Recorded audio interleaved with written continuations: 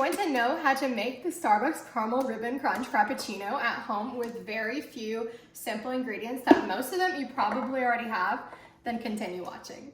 Starting off, I'm going to have my blender here, get 2 tablespoons of this Nescafe instant coffee. If you don't have this, you can just use regular espresso shots, but I use the instant coffee since I don't have an emulsifier or something to change the texture of the Frappuccino, like the normal Starbucks Frappuccino base, so I kind of use this as my base. Now I'm going to put some of the salted caramel sauce in there. I did 2 tablespoons last time, but I think it needs a little extra.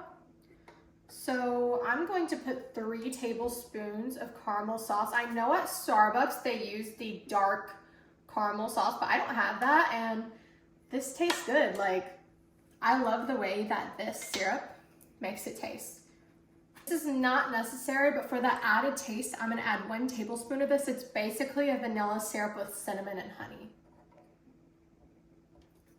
Now I'm gonna add my ice. I don't really measure. I just kind of go with the flow. I did like basically 1 big cup. This is probably about 16 ounces.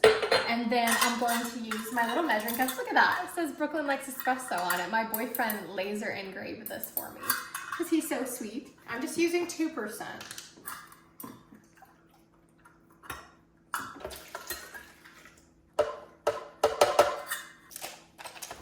Let's start getting this bad boy nice and blended. I just hit the smoothie button. Let's see. That blended perfectly. Ooh, I almost forgot. Starbucks adds whipping cream to the bottom of their cup.